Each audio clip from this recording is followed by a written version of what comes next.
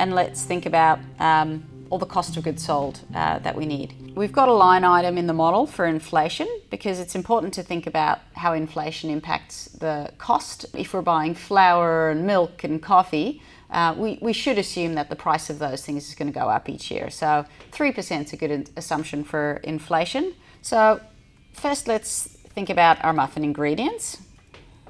So we've done our calculations and we figured out that it costs us about $1.50 per muffin to actually produce that muffin.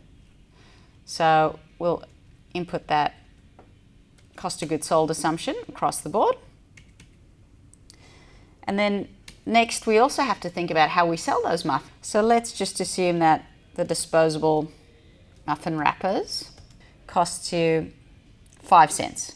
You can copy that assumption over. But now what I realized I've done is that these costs are flat over the 3 years. Costs can go up by inflation, as we've discussed. So we need to incorporate that inflation assumption in these formulas and in the other formulas as well. So how do we do that? How does inflation work? So inflation of 3% means our costs are going to go up by 3% in year 2. So the formula for that would be taking the initial assumption of $1.50 per muffin, multiplying it by 1 plus the inflation factor. So we're saying we want to take that $1.50 and we're going to replace that $1.50 one times, but add the 3% growth. So instead of costing us $1.50 in year 1, it's going to cost us $1.55 in year 2. And that impact is going to compound in year 3 because we're going to have the first year's inflation as well as the second year's inflation.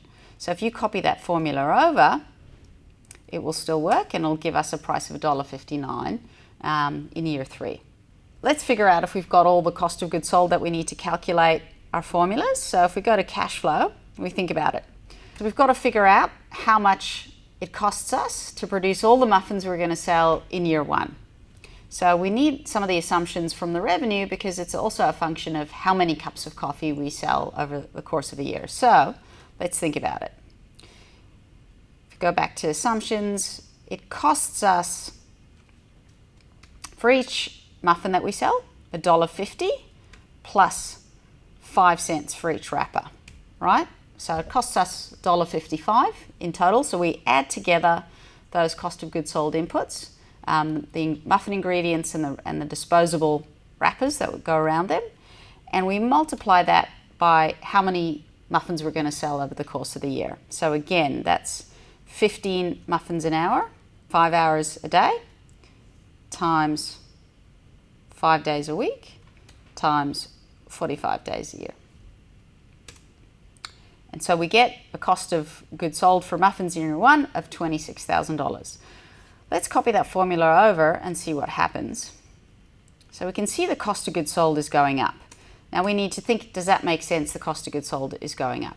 Now, in this case, it does, because if we go back to our revenue assumptions, we're selling more muffins each year. So we're selling only 15 an hour in year 1, 25 an hour in year 2, and 40 an hour in year 3. So we're selling that many more muffins, so our cost of goods sold is going to go up with the additional volume. So are the numbers moving in the direction you expect them to move? So going back to our cash flow, we need to just do the same for our beverages.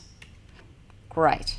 So in year 1, cost of goods sold is $18,500, and let's copy it over and see what happens.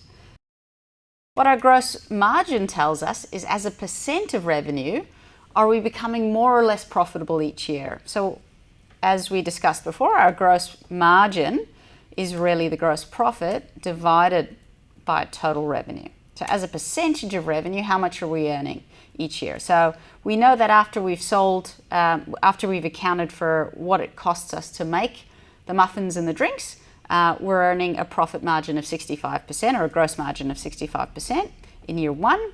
In year 2, if we copy that formula over, it's 64%, and in year 3, it's 63%.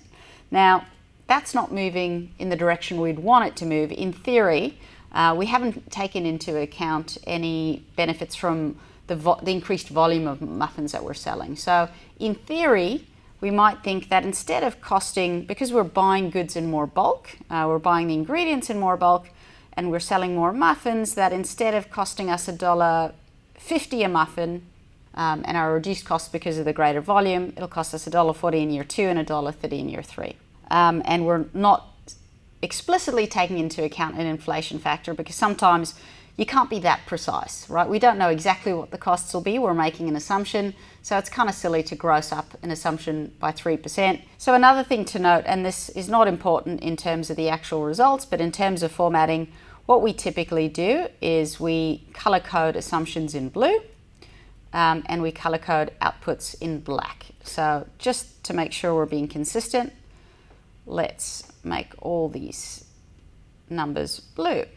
Now that we've taken into account reduced cost of goods sold for each muffin, because we're selling more muffins each year, when we go back and look at our profit margin, we'd expect our profit margin to hopefully go up, and that's what it's doing. So shows we're on the right track, and at the moment, it's not looking like there are any problems with our formulas.